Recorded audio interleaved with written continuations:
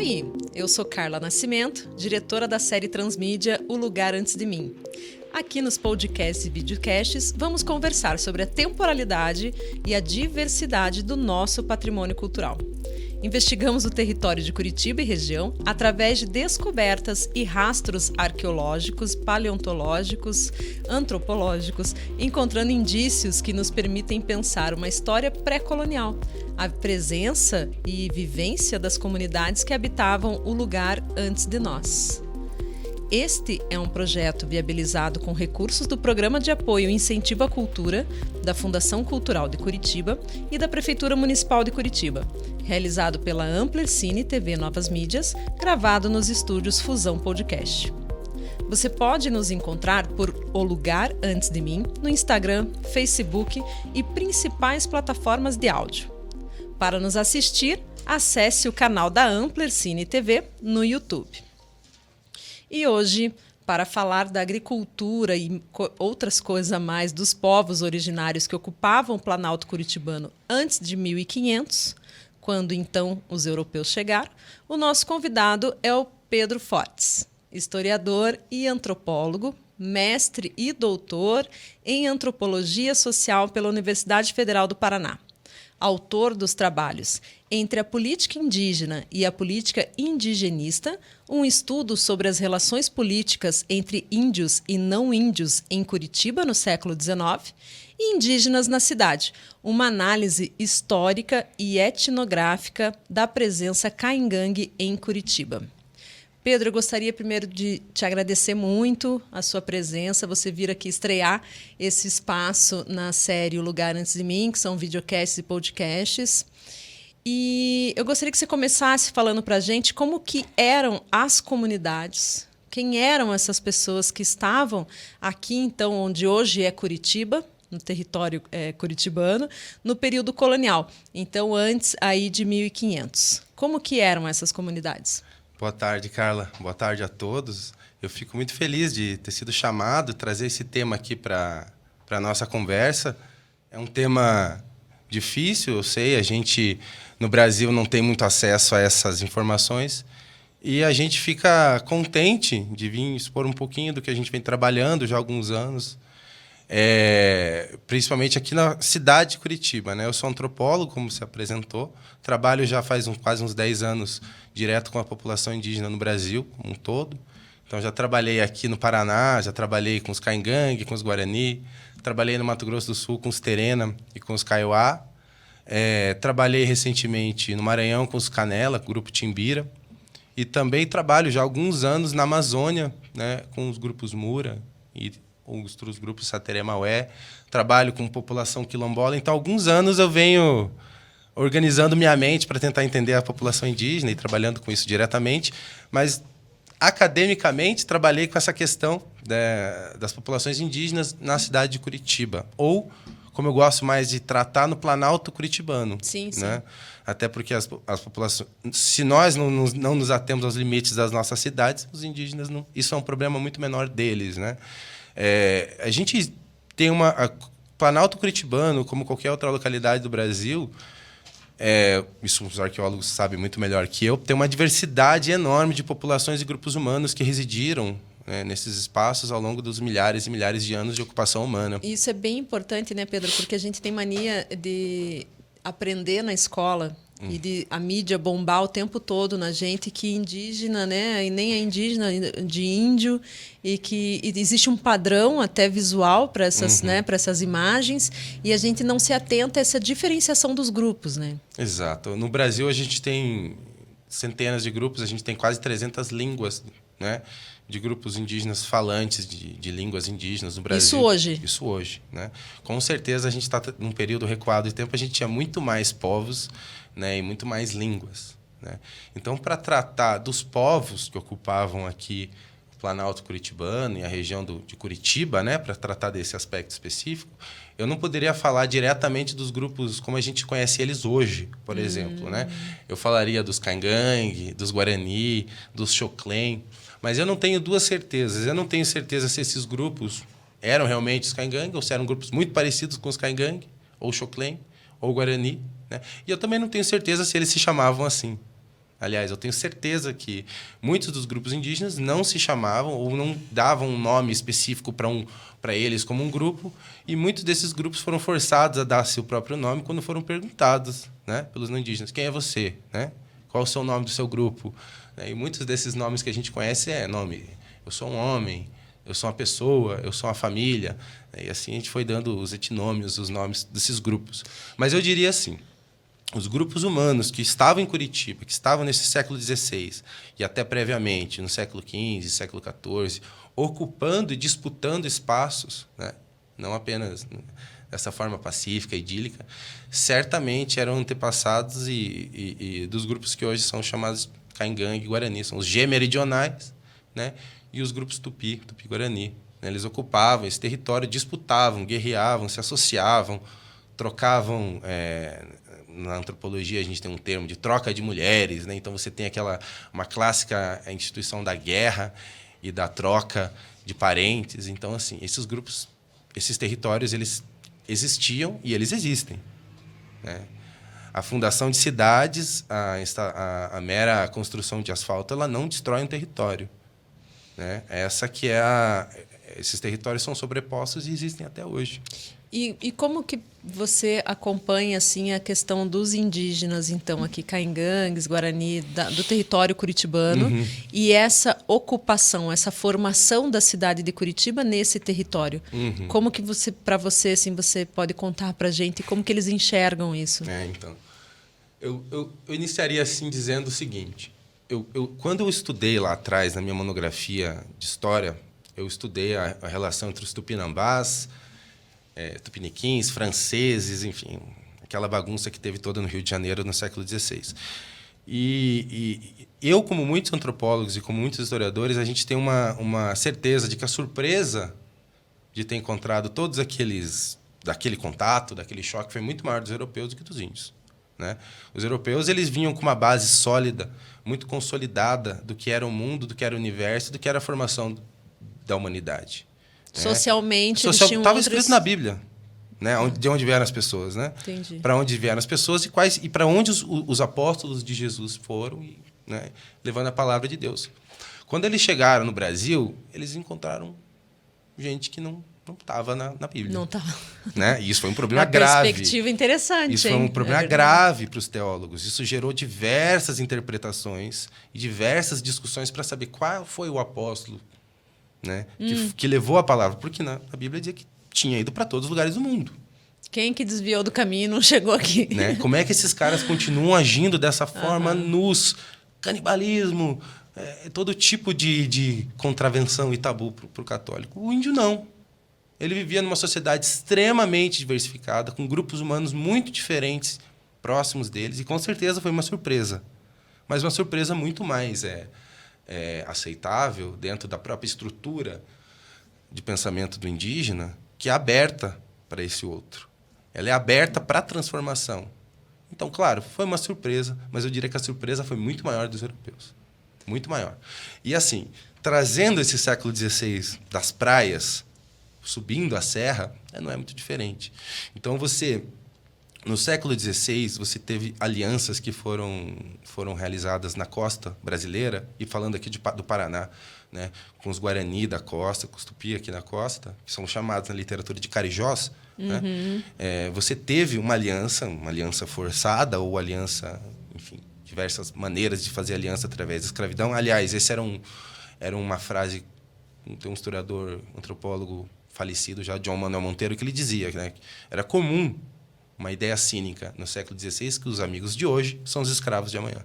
Então, existia essa relação, uma negociação da amizade, da relação para escravizar esses escravidão indígenas. E para ocupar o território. Falando em escravidão indígena, você tem uma ideia de quanto tempo durou essa relação? Porque em algum momento ela foi interrompida, essa escravidão indígena. Eu espero que ela tenha sido, né? Sim. Porque pelo que a gente lê e escuta, a gente tem muitos locais no Brasil que o território e os corpos dos índios continuam sendo usurpados e explorados. Mas, assim, legalmente, vamos dizer assim, o reino português nunca tolerou muito bem a escravidão indígena. Né? Sempre considerou que os indígenas eram potenciais para serem convertidos e transformados em almas cristãs, né? E não que isso deixasse do trabalho deles de ser um trabalho forçado e explorado. Não, é que esse trabalho só não seria os moldes da escravidão, você estaria tratando com servos.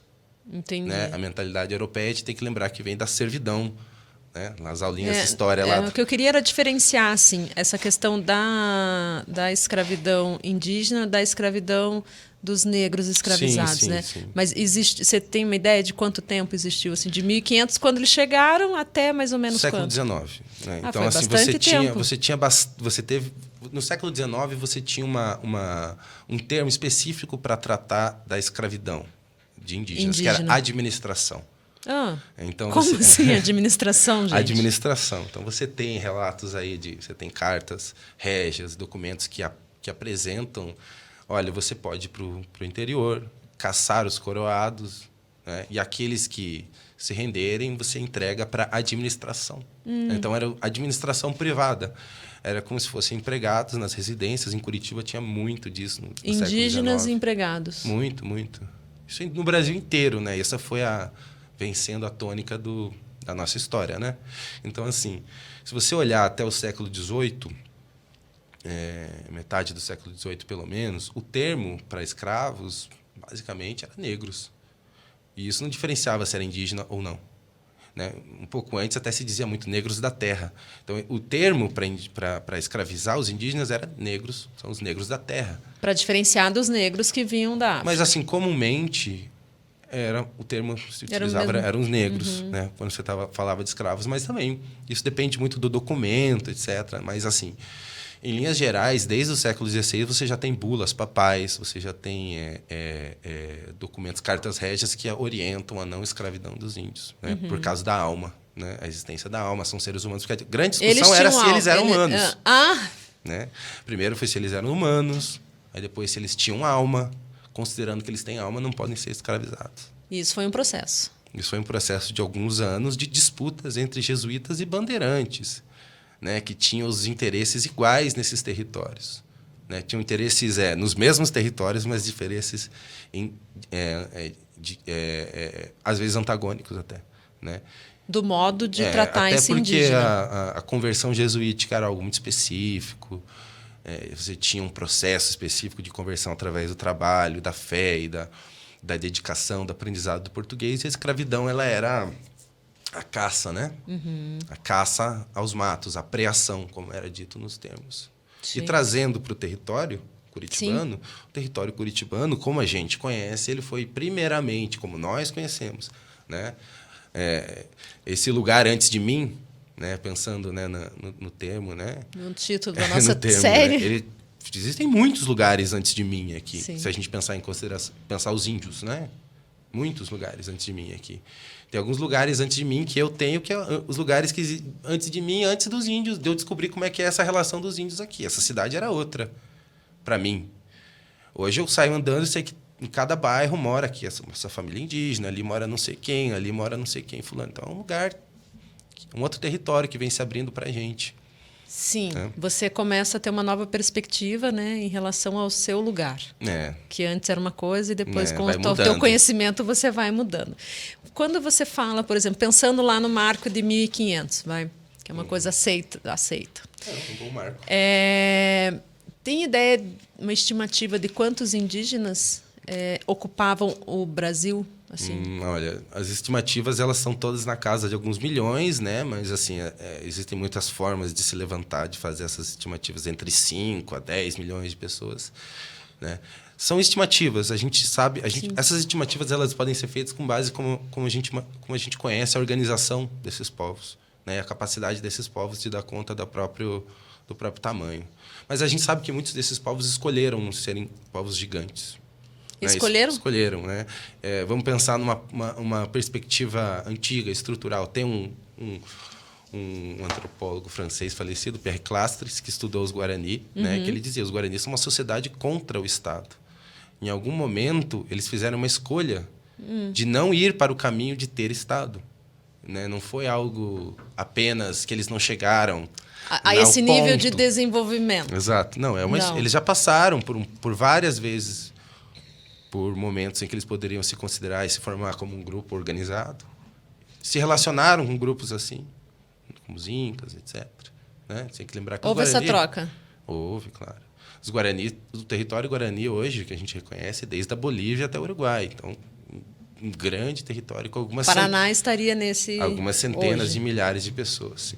Uhum. Né? Você tem estimativa assim, desses grupos grandes? Chegavam a quantas pessoas? Não, é muito difícil saber. Muito difícil. É muito difícil. Mas, assim, existem estimativas de que, principalmente na costa, né, alguns grupos tupinambá, algumas alianças entre esses grupos, tornavam ali algumas dezenas de milhares de pessoas em torno de algumas chefias específicas. Então, a gente tinha umas grandes organizações indígenas. E para fazer isso funcionar tinha uma complexidade, né? Exatamente. Na região existia todo alguns critérios específicos de liderança que não tem absolutamente nada a ver com os nossos, né? E algumas lideranças famosíssimas, né? Como Cunhambeba, grande comedor de franceses e portugueses. Comeu muitas coxas de franceses, como ele mesmo dizia, né? E de portugueses. E, assim, lideranças fortíssimas, poderosas, né? Que repeliram o avanço. E isso é uma coisa importante de dizer. Esses caras não davam um passo no Brasil sem índio, do lado deles, segurando na mãozinha deles. Então, todos os invasores, Exato. Esses europeus que chegaram. Exato. A gente não, tem que... Eles não matavam meia dúzia de índio ali na beira da praia matavam, e subiam. mas claro que matavam, mas essa era o medo. Não, mas digo assim... sim. Matavam, não, esses aqui já estão abatidos, eu vou subir agora conquistar o... Era assim que eles morriam, né? Toda vez que eles faziam isso, né? Mas assim... Até eles aprenderem que eles precisavam dos outros indígenas para subir. Até porque os indígenas, eles tinham disputas entre eles. E essas disputas foram muito aproveitadas pelos índios também, né? A gente não pode se enganar. Os índios se aproveitaram também dos portugueses para exercer seus próprios conflitos, né? Entenderam eles como entes e poderosos de conflito e manusearam a guerra, assim como os portugueses, assim como os... Mas foi inocência, será, deles nesse período de contar de alguma forma com os europeus para vencerem guerras internas e depois serem vencidos de toda forma? Não vejo inocência nenhuma. Eu vejo decisões extremamente que tiveram um desdobramento histórico complicado. Ninguém imaginava o que ia acontecer, nem os europeus que vieram para cá para se estabelecer. Ninguém veio aqui para se estabelecer. Foram decisões que tornaram a história que a gente conhece, né? Talvez agora... Mas deixa eu voltar talvez a esse a grande decisão, talvez a pior decisão dos índios tenha sido salvar os portugueses que estavam perdidos no meio do mar, né? Quando eles apareceram aí na costa, que os índios salvaram eles ali no 1500. Talvez essa decisão tenha sido errada. Ruim. Talvez mas deixar a embarcação ir embora para eles morrerem de escorbuto fosse uma decisão mais adequada. Mas Não, mas voltando ali que você estava falando da questão de que os primeiros europeus que vieram, não vieram para se estabelecer. Não. Como assim? Não, essa gente vinha para explorar, para ver se tinha ouro, para catar o que tivesse de riqueza e ir embora, né? Ninguém tinha interesse em ficar no Brasil. Para eles, um lugar horrível. Cheio de bicho, monstro, fera, pessoas nuas, que comiam gente. Ali na costa, a gente tinha antropofagia muito bem, né, estabelecida ali na região. Então, assim, para os índios para os portugueses era uma espécie de paraíso e inferno, né? Então, assim, o Pedro Álvares de Cabral nem voltou para, me parece, né? Ele nunca voltou para Portugal, né? Ele morreu nas Índias, uma coisa assim, né? Ele nunca voltou para reclamar o Brasil, né? Tava nem aí. Não, ele morreu, ele não voltou para Portugal depois da viagem, né? Sim. Mas assim, o foco de Portugal e Espanha, principalmente, os dois grandes países, os dois Sim. grandes reinos eram as Índias, não era o Brasil. Isso só se tornou um foco de Portugal depois que grandes manchas do litoral que hoje é o Brasil já estavam sendo ocupados pela França, Holanda, né? Aí que eles viraram a cabeça e falaram, olha, se você não for lá, eles vão tomar tudo. E o rei francês dizendo, onde que está o testamento de Adão que dividiu o mundo entre Portugal e Espanha? Né? Então, eram brigas ali, né? Eram disputas internas da Europa que tem um respaldo aqui no Brasil. E aí foram ficando porque os índios, como sempre, foram muito acolhedores. São pessoas que não... A forma deles de ocupar território não é através do imperialismo, né, de uma ocupação. Eles ocupam trocando. Eles fizeram a única coisa que eles poderiam fazer. Eles aceitaram alguns e repeliram outros. Vai repelir a todos. Houve uma Isso não é coisa seleção, de índio, né? então. Repelir todo mundo é coisa de branco. Houve uma seleção. Com certeza. Por Tanto é que parte lá dos no Rio de indígenas. Janeiro, por exemplo, os tupiniquins se aliaram aos portugueses. Os tupinambás, isso a gente aprende na escola, né? Se aliaram aos franceses.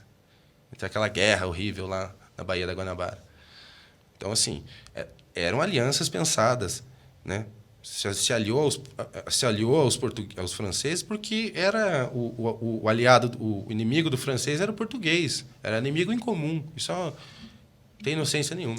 Então, quando eles sobem a costa, é isso que eu gosto de dizer, quando eles sobem a muralha da Serra do Mar, o português ele sobe com a mente tupinizada. Ele sobe olhando para o mato, olhando para os sertões e vendo os inimigos dos Guarani. Então, eles já tinham aprendido a língua Guarani, já tinham entendido como é que funcionava alguns mecanismos de guerra desses grupos Guarani, e eles vão olhar para outros grupos do interior e vão chamar os tapuio. Todos aqueles do interior. Que não eram... Que essa era a visão Guarani. Todo grupo humano tem isso. O outro, tem né? o outro.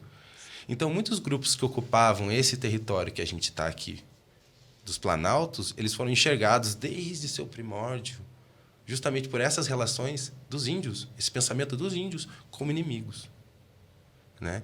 Então, e já se constrói uma nova possibilidade, né, de se construir os aliados de hoje, que são os escravos de amanhã. Então, essa potência dessa ideia cínica, ela também é um motor. A gente sabe, por exemplo, que nunca existiu faiscagem de ouro suficiente aqui onde a gente mora para legitimar uma ocupação e fundação de uma cidade. Eu mandei até uma imagem para vocês, não sei se vocês têm. Temos. Onde fica a cidade de Curitiba. Esse aqui? Não. Ela tem uma linha de corte, assim, tem a fundação das cidades de Curitiba. Quando ela foi fundada, ela era a cidade mais a oeste de todo o reino português. Ela estava para lá do Tratado de Tordesilhas. Ela era uma própria, vamos dizer entre aspas aqui, essa mesmo. Essa. Aqui, ó. Então você tem ali o Então tratado. aqui está Curitiba. Isso. Então você tem ali a cidade de Curitiba e toda a ocupação portuguesa, como a gente conhecia na fundação de Curitiba no final do século XVII, né? Você tinha já essa formação. E quando Curitiba é fundada, para lá da Serra, né? Ela já é fundada num território muito além do que os portugueses estavam acostumados. E aqui era território espanhol. Território teoricamente espanhol. Teoricamente, né? Praticamente... Para mim era território indígena, né? Claro. Você tinha ali a ocupação indígena. E o que acontece? Então, você vê que é tudo muito organizado. Isso não é basicamente uma faiscagem de ouro. Né? Você está tomando território. E qual era o objetivo nesse lugar? Hoje, Curitiba ela foi fundada. Por que aqui? Por que teve uma cidade fundada nesse território, então? Olha, na minha percepção, e é o que eu avalio na minha tese, é por ser um ponto seguro para a caça de indígenas. Né? A cidade de Curitiba, como muitas outras... Aí onde eu ia chegar. A ideia, a imagem das descobertas do ouro, ela é até hoje utilizada para várias corridas... Para justificar, né? Várias coisas. Sim. E o ouro, historicamente, no Brasil, foi justificado por bandeirantes para fundar vilas e cidades para se caçar indígenas, que valia muito mais do que ouro. E colocava essas pessoas para trabalhar. Para vender no mercado de escravos de São Paulo. Tiravam daqui e mandavam para São Paulo. E levavam para ser vendidos, porque eram caríssimos. Um escravo era uma coisa cara, não era uma coisa que banalizada. Qualquer um podia ter, assim. Né? Não era banalizado. Então, à medida que ele se torna um mercado, né? Antes você entrava para o mato e catava as pessoas. Porque Curitiba ela está protegida, né? A Serra do... Se você pega Curitiba e dá um 360, você tem a Serra do Mar, que é uma proteção para o litoral. Você tem a Serra São Luís do Purunã, né? Que você realmente deixa ela... Você tem um ponto assim privilegiado. Né? Ela é o acesso para os campos, né? O Planalto ele é o grande acesso para os campos e ele é um importante divisor, né? Você tem ali um importante divisor da Serra do Mar que divide esses mundos de ocupação Guarani naquele período, né, de ampla ocupação guarani, e esse mundo dos grandes planaltos e das terras altas, né, que terras altas para o Brasil. Terras altas é Chile, né? Os arqueólogos vão pirar que eu falei terras altas. Mas essas terras um pouquinho mais altas, onde ocupavam esses grupos G-meridionais, né, que a gente conhece como Caingangue, Xoclen e outros, que foram exterminados aí nesse processo. É. Pedro, no seu trabalho, nos seus textos, você usa bastante o conceito de paisagem. Uhum. Né? O que é a paisagem? Essa é uma boa pergunta. Né? A ideia de paisagem, como eu estou usando ali, ela não é somente aquilo que a gente vê. Né? Nós estamos integrados nessa paisagem. E essa é uma paisagem construída ao longo do tempo.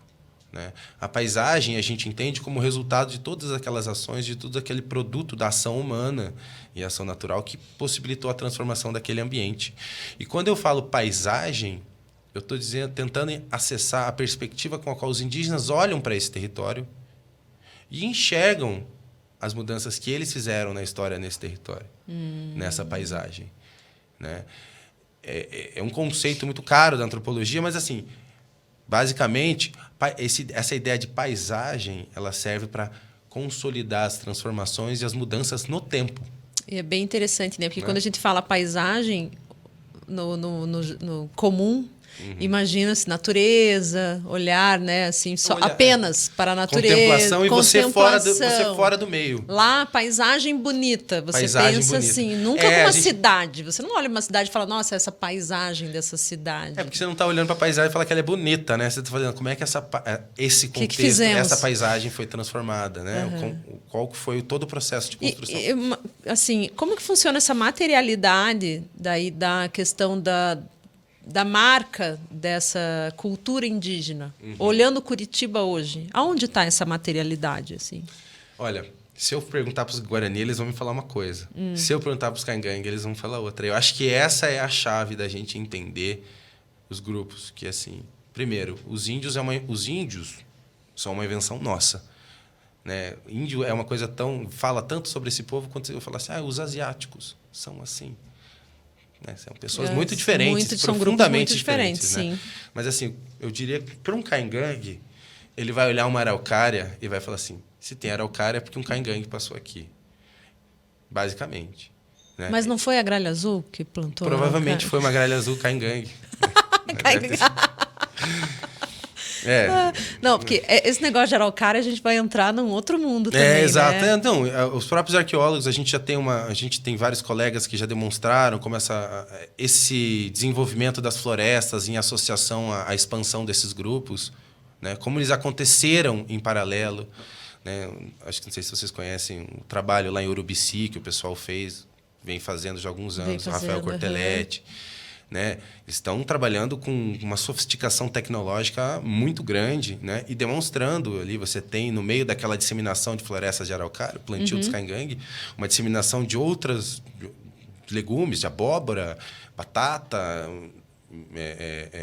macaxeira, coisas que não são naturais da região. Então, ele está falando de coisas contemporâneas, né? Dessa expansão da floresta, dessa expansão do meio de viver em associação à expansão dos Caingangue. Né? E dos grupos G-meridionais, alguns 5, 6 mil anos. Você falou em alguns alimentos, né, que teriam sido cultivados, mas é contemporâneo, assim, foram cultivados quando? Ele tem essa estimativa? O que ele está... Eu não lembro exatamente aqui, mas eu acho que uns 3 mil anos, 3, 4 mil. É pré-colonial então, sim. através de fitólitos, por exemplo. Fitólitos, exatamente. Ele faz análise, ele pega uma questão do sedimento de solo, faz uma análise em laboratório. Você é mais arqueólogo que eu. Bem mais. É porque eu andei entrevistando um povo aí. Tá certo. E aí a questão dos fitólitos é bem interessante. Você que ficou curioso, no nosso segundo episódio a gente explica direitinho o que são fitólitos. Tá certo. Que através de sedimentos você consegue ver quais são as famílias, né, vegetais. E sim, na região ali de Jaguariaíva, também, nos Campos Gerais, tem datação de 3.500 anos de abóbora. Então. E a abóbora ela é cultivada, né? Ela precisa ser cultivada. Então, eles já eram agricultores ali naquela região há 3.500 anos. E não só cultivada, ela já tinha sido domesticada. Isso demora muito mais, né? Isso demora muito tempo para você domesticar uma planta como uma abóbora. E a gente é iludido o tempo todo de que esses indígenas pré-coloniais, eles só caçavam, coletavam, e você não pensa eles como agricultores, né? Não, você não pensa. Tudo que está para o passado, para nós, a gente pensa como se fossem. Só pode ser pior que nós, porque se nós já chegamos aqui, né? Aquela coisa que você escuta, né? Como que as pirâmides foram construídas se a gente não poderia construir hoje em dia, né? Não quer porque a gente não consegue construir hoje em dia, que só pode ser alguém superior, um alien. Né? Porque a gente tem essa questão cultural de achar que a gente está numa evolução, né? E que a gente, por acaso... Está no topo dessa evolução. Né? Que tudo que está para trás estava menos. E que os índios estão para trás. Sim. Até hoje. E mesmo os índios contemporâneos a nós, eles estão para trás. Né? Essa ideia maluca, né, que a gente tem de que as pessoas não são contemporâneas, né? E por que essa vontade das pessoas de manter os indígenas sem celular, sem carro, sem internet? Eu não sei Qual que é essa pira? Eu não sei quem tem essa vontade de manter os índios sem carro, mas não é índio, né? Os índios adoram, né? Eles gostam bastante, mas... Que tem um termo, né? Índio quer Hilux. Eu já ouvi isso. Eu também. E aí, qual é o problema do indígena ter uma Hilux? O que incomoda, Pedro? Eu acho que o problema do índio ter uma Hilux é que o índio começa a parecer muito com a gente. Né? Pelo menos se parecer com aquilo que a gente enxerga na gente. Né? E isso se torna um problema, porque os índios eles são a base que a gente... Nós, né? Eu vou falar de nós. Agora eu posso falar com mais tranquilidade, porque eu estou falando de mim mesmo. Né? A gente se olha e usa os índios como uma média para nós. Então, quando os índios começam a ser muito diferentes parecidos com a gente imagina, a perturbação é dentro da gente, não é nos índios. O que perturba em ver o índio numa Hilux, falando no celular, com o telefone... Eu canso, estou andando por aí, o celular dos índios são sempre melhor que os meus, até porque eu não ligo para essas coisas. Os índios andam... Você é antropólogo, tá com o celular ruim. Eu falei, pois é, cara. Eles tiram sarro de você. Tiram sarro do meu celular. Cara, isso aí... Mas é uma questão de identidade nossa, será? Eu acho que é. Eu acho que isso é a nossa forma de se enxergar, refletida na forma como a gente olha os índios. Os índios sempre foram um importante espelho nosso. Entendeu? E o outro sempre foi um espelho. O outro é um espelho nosso. Né? Mas os índios no Brasil, eles se tornaram um espelho da própria identidade brasileira. Mas um espelho que faz algumas reflexões ali. Né? E aí, quando a gente olha para o índio, a gente quer ver duas coisas. Ou ele isolado, pelado, no meio do mato, ou morto.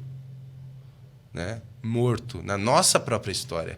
Quando o índio tem a própria história dele e ele é vivo, incomoda. Ele incomoda.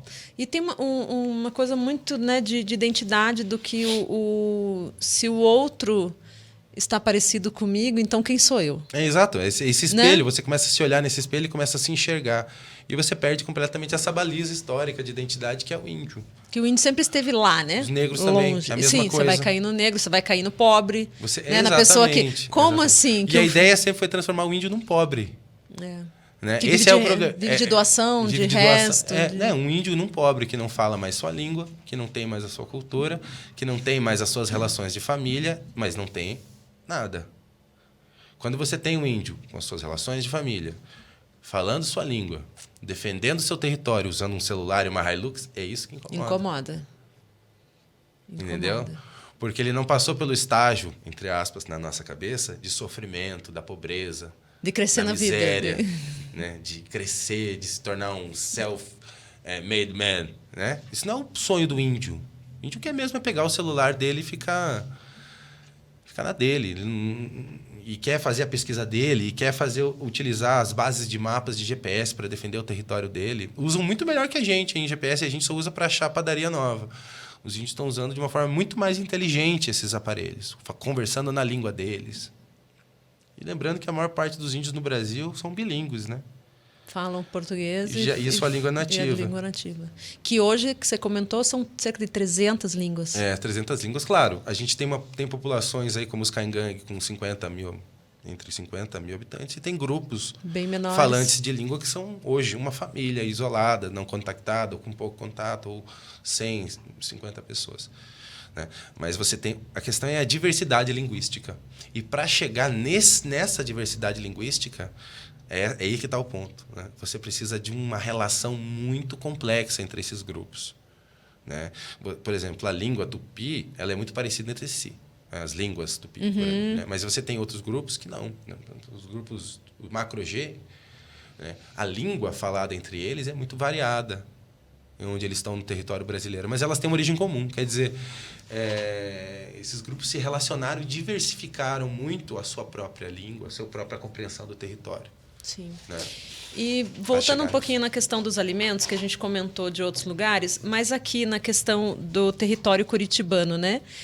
Você sabe dizer para a gente assim, quais alimentos, plantas, eles eram cultivados na época? Não, eu diria que todos aqueles que são cultivados em qualquer outro lugar. Era milho, abóbora, mandioca, tabaco, o pinhão, as araucárias, né? Lembrar que as árvores eram muito, muito cultivadas pelos índios. Não são só plantas frutíferas e leguminosas, né? As árvores, a existência de árvores é a existência de caça, né? Por exemplo, você vai pegar porco do mato, ficou embaixo do pinhão, comendo pinhão, cutia. Então, a existência dessas áreas de floresta... Tem um colega meu que disse que até o bisavô dele vinha... Trisavô dele vinha andando de Curitiba, de Mangueirinha para cá. Ele morava uns 40 dias. E eles iam plantando pinhão. E isso foi passando de pai para filho. Por que vocês plantam pinhão?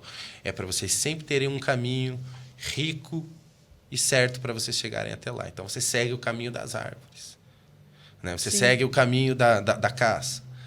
Você consegue ter um caminho. Então, enfim, é uma alimentação muito rica e muito, muito baseada nessa caça, né? E na agricultura. São dois povos agricultores, os Guarani. Apesar que os Caingangue ficaram muito tempo dizendo bobagem, que eles eram caçadores, que eles eram seminômades, esse tipo de bobagem. Mas hoje a gente tem uma segurança muito grande para dizer que a diversidade de produção agrícola, entre aspas, né? O que eles produziam era muito, muito diverso. Né? E existe, então, assim, hoje, no trabalho de antropologia hoje, por exemplo, né? Quando você observa essas comunidades e a questão de utensílios, de ferramentas, né? que eles usam, assim. Isso vem dessa época ainda ou será que foi sendo reinventado, readaptado? Você diz os Caingangue, os Guarani? Isso. Aqui no Paraná, né? Olha, a gente está falando de grupos que têm um contato muito antigo, né? com a sociedade nacional, com os não indígenas. Então, assim, são grupos que assumiram muitas coisas. Já tem uma compreensão da tecnologia e do manejo das ferramentas muito antigo, né?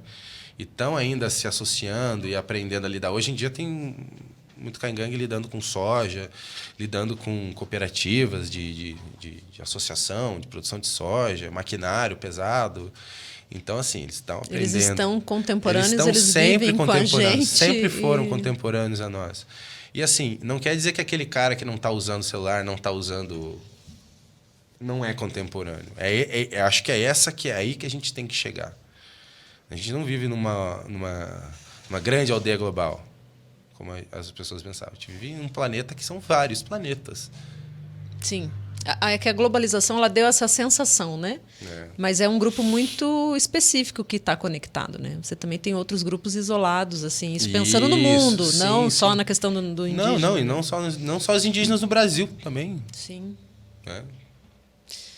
A gente não consegue enxergar, né, esse Ocidente, essas tribos, o Oriente Médio, enfim, o continente africano, quanta coisa a gente não conhece, né? E a gente acha que está tudo conectado e não necessariamente. Né? Exato. O continente africano é uma imensidão de grupos humanos, de grupos étnicos que muito antigos também. Muito antigos também, e que deixa para trás muitos países, aí, inclusive o Brasil, na diversidade de povos, línguas, cores, né, que você tem naquele lugar. Assim, eu nem me atrevo a falar, eu conheço um pouco pelo que eu estudei, né, na universidade, mas esses grupos que eu estudei com certeza já não estão mais como quando eu estudei os Nuer, os Dinka, que são os Herero, que são grupos famosos, né, na antropologia que a gente estudou, né, principalmente no Sudão. Mas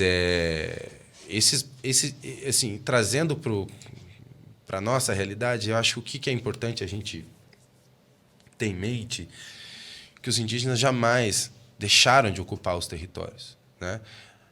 Tem uma imagem que eu coloquei dos territórios Caingangue, Guarani, que seria importante, bem legal de mostrar. A gente vai olhar. Que é uma...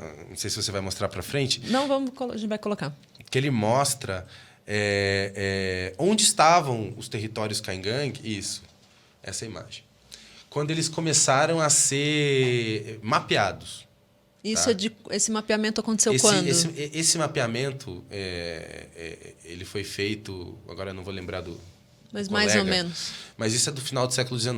Tá? Mais ou menos onde estavam... Final do século 1800 e pouco. 1870, 1860, 1880. Daí estava tendo já uma preocupação em mapear esses povos. Isso, até porque isso era o território Caingangue. Tudo isso que a gente conhece hoje como Chapecó, Guarapuava, toda essa região era cheio de muita gente, isso no século XIX. Tá?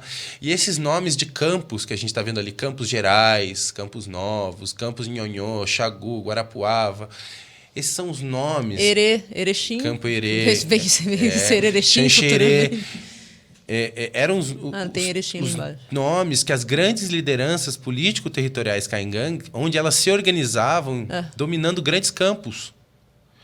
Então, essa organização, por exemplo, Campos Gerais, que a gente tratou no nosso segundo episódio... Isso era organizado por um chefe territorial. Indígena, Caingangue. Então, não foi o europeu branco Não, Gerais, dessa forma, de dar esse nome, né? Mas, assim, alguns deles têm nomes. Então, eu não vou saber dizer exatamente o que significa dos nomes. Mas, assim, alguns deles você tem os nomes. Ó, Campo dos Bugres.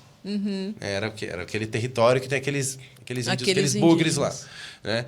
Vacaria, Campo do Meio, Campos Gerais. Então, assim... São os territórios desses grupos indígenas, desses grandes chefes que se relacionavam de alguma forma. E essa relação existia. Tá? Essa relação com os não-índios ela existiu por muito tempo com esse território dominado. E aí que eu trago, principalmente na minha dissertação, qual era o ambiente em que essas relações se estabeleciam. Um ambiente preferencial que as lideranças escolheram para que esse ambiente acontecesse de relação era a cidade. Então, os índios vinham para a cidade fazer esse esforço de negociação, né? Então eles vinham e muito frequentemente, né? Assim, negociar politicamente. Negociar a política de forma extremamente diplomática, né? Você vinha, grupos de 20, 30 pessoas, de chefias, grandes chefias, isso é muito bem documentado, né? E eles vinham para a cidade de Curitiba. E que ano isso, mais ou menos? Isso bem documentado mesmo a partir de 1830. Tá? A gente já tem uma documentação grande sobre isso e nunca mais parou. Você consegue puxar... 1830 são quase 200 anos. Olha só, tudo então, isso.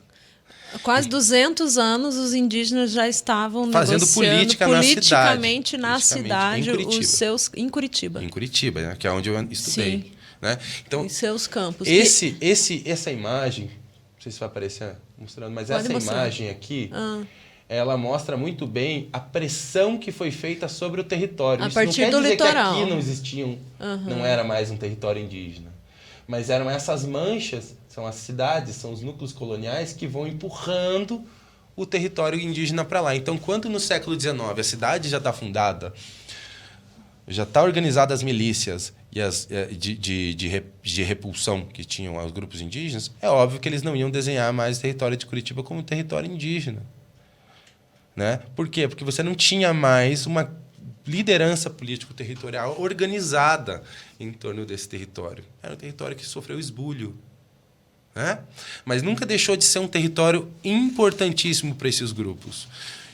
E um outro movimento que eu faço na minha tese é mostrando esse movimento de retomadas e de voltas que os indígenas fazem e que vem fazendo cada vez mais. Né? E como que está isso hoje, Pedro, no território curitibano? Essa retomada, então? Ela está muito viva, muito forte.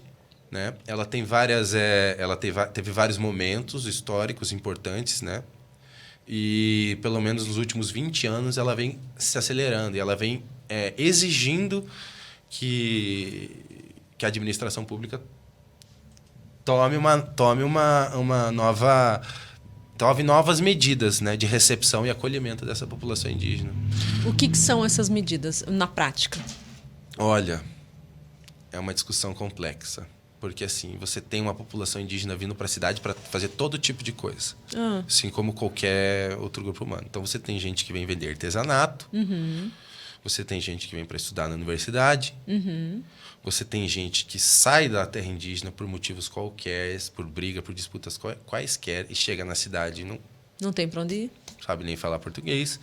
Você tem pessoas que se movem para a cidade, se querem vir morar na cidade, que querem ter um espaço adequado para poder falar e interagir e trazer a perspectiva indígena para o debate público, que é aqui que se faz, como a gente vê há mais de 200 anos para os índios.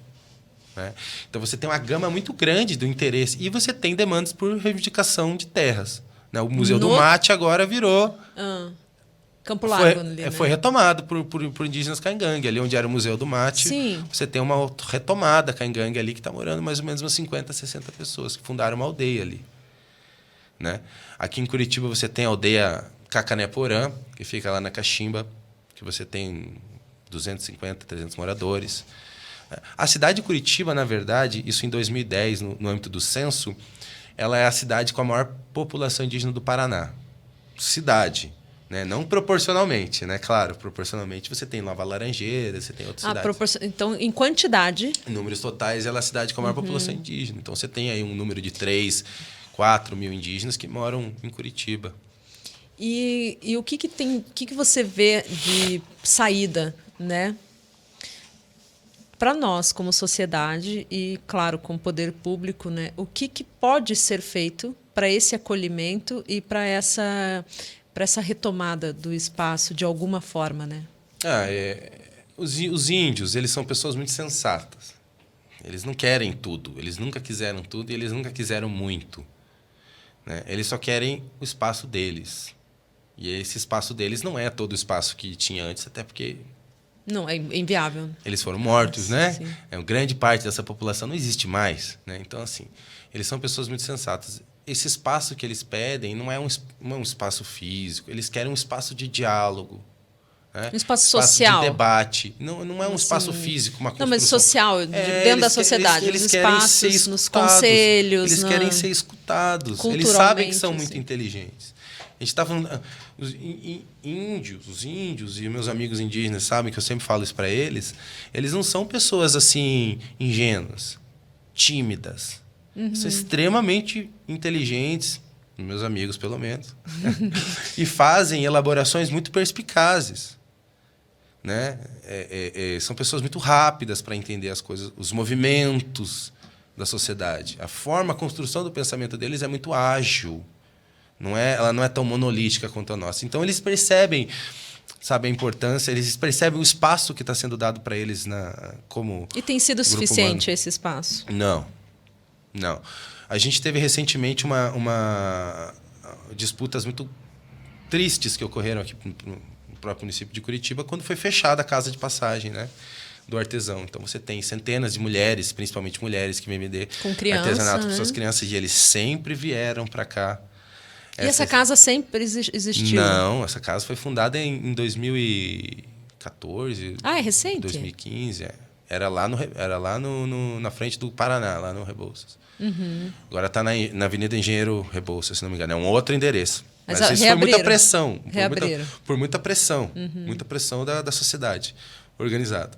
Dos índios, principalmente. Né? Ocuparam lá à frente. Eu falei, como eu até brinquei, né?